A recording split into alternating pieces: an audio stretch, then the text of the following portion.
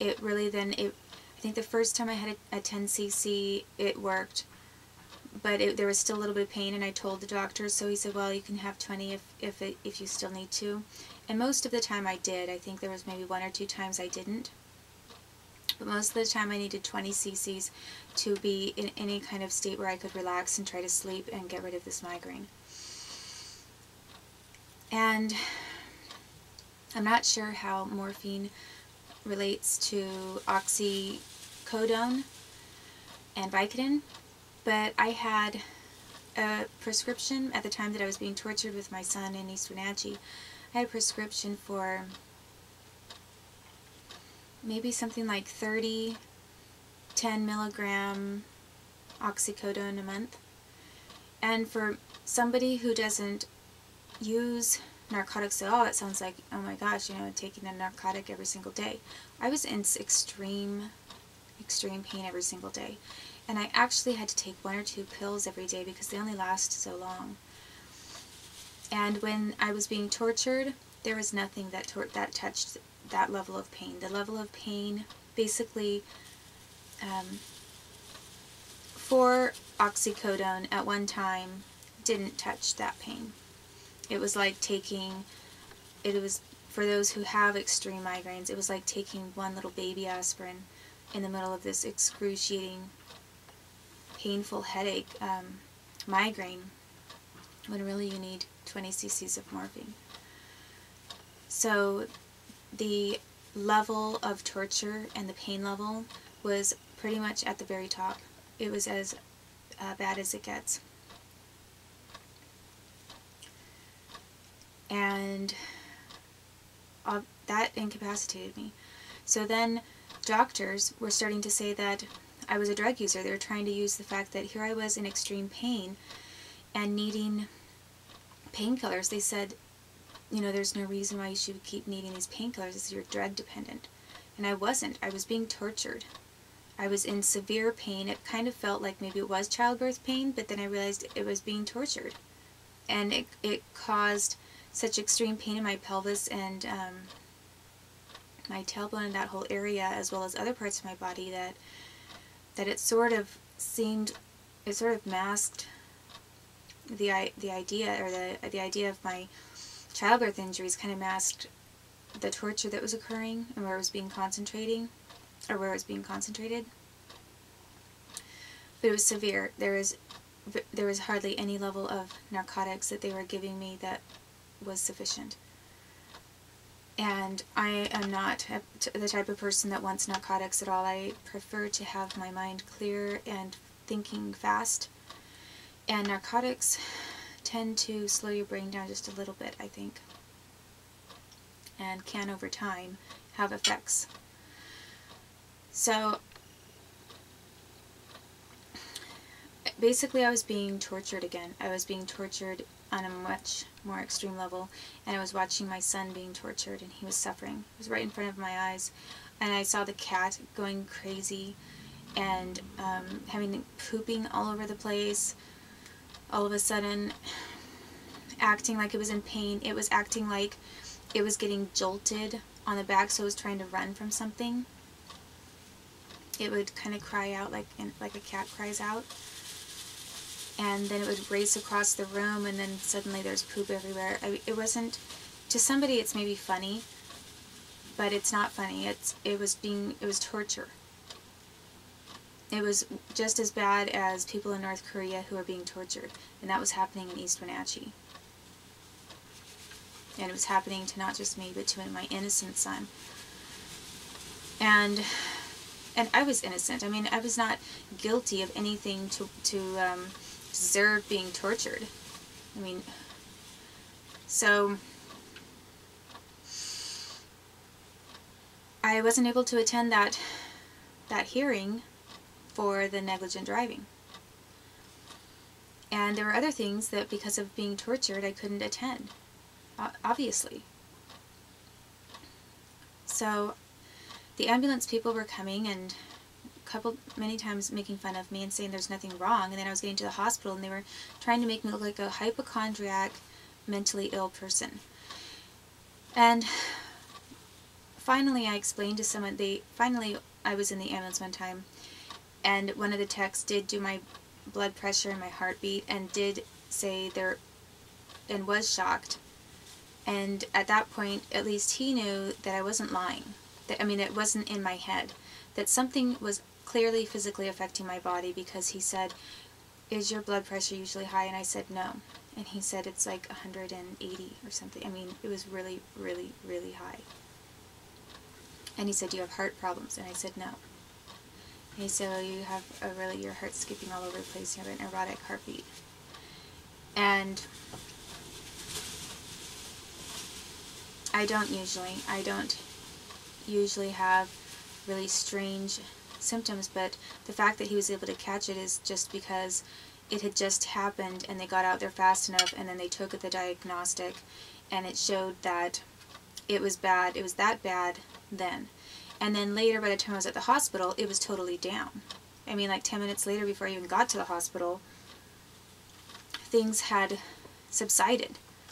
So if it takes 15, 20 minutes, 30 minutes for them to even get there after this happens to me, it probably took 30 minutes, then imagine how high my blood pressure and how strange my heart was reacting to that. And he only caught like the end result. So then after I would be in the hospital, after about half an hour, I'd start to feel normal again. I mean, like whatever happened to me after about half an hour to an hour, I started feeling normal, and I was talking like normal. So then it looked like I was just, someone suggested that I was in the hospital, I might feel safe now. So maybe now that I'm feeling safe, I'm not having these symptoms. But it was documented. It was documented as not being in my head, not being my imagination or delusion. There is definitely, they could not document the torture, the form of torture, but they did document an abnormal physical reaction to something. And it was torture. So then I did try one other thing with the medical community before I went to Canada.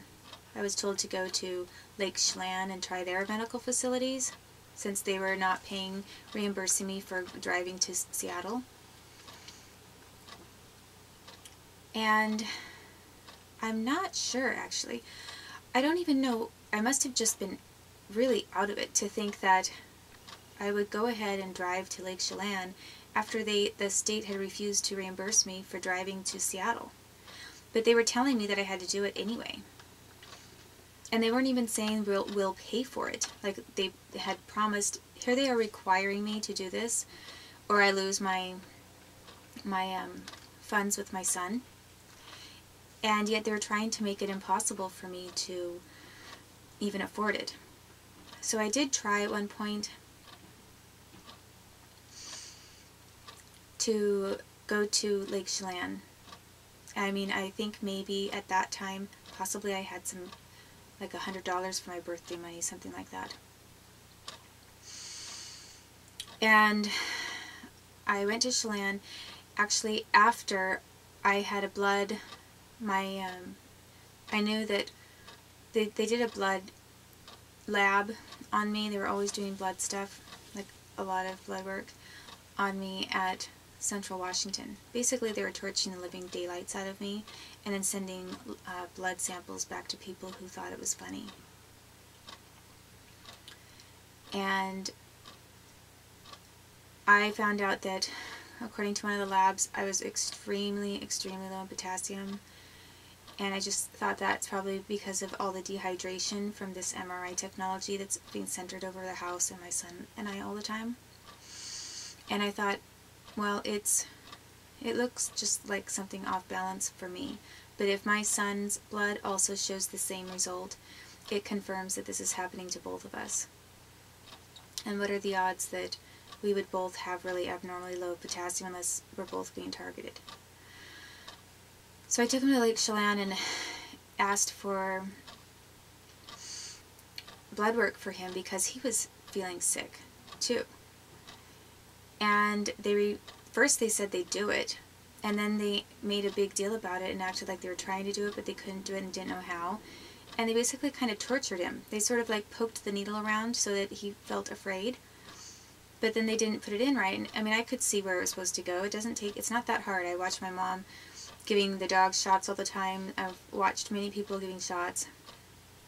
And even if kids are smaller, it wasn't like nobody in that hospital knew what to do. They just didn't want to do it. They were making excuses. And at the same time, I was being followed again. I mean, there were people literally lurking around the corner watching me. And they then, I had not done anything out of the ordinary. They just had somebody randomly call the police for no reason and have them escort me off of the property. Or stand by. It wasn't escort me, but to stand by, as if they needed police there. I hadn't said anything weird to anybody.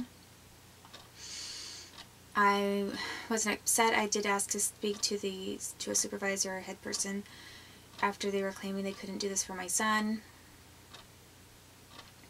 But they were really just trying to make me look like a nut when all of these people, a lot of people were colluding in criminal ways against me and my son. And they knew that we were being tortured. So that was the last, after I saw that I could not even get normal health care for me and my son there. And I mean, that was a little different. I was asking for a blood draw on him, but he had been not feeling well. It wasn't just like an excuse to take his blood. But it was extremely important. I mean, if your child is being tortured and you know you can prove something by just having a simple blood sample, of course you would do it. The very small, minor irritation of having a little sample drawn on a child is nothing compared to the torture and their reaction to being tortured that you witness every single day. That nobody's doing anything about. So there is nothing wrong with my mothering. And I realized that my son and I were going to die if we continued to live there. Either we were both going to die, literally, because that's how bad it was, or I was going to start really having blackouts, and then they were going to take my son from me, claiming that there was something medically wrong with me, or mentally wrong with me, because they were not backing off on the CPS complaints, even though they were all wrong. So then, after that visit with the doctor,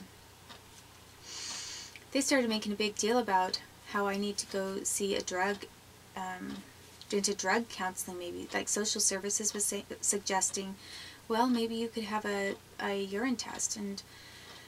Or no, I offered, that's what it was. They were kind of portraying me as being addicted to painkillers. So I tried to go to a drug place to be evaluated for being drug seeking. And they wouldn't even let me do that. I said I'm not drug seeking and I would like to be cleared as not being drug seeking, but so I'll go to your drug rehabilitation place if you can do that. You could assess whether or not you think I'm a drug user.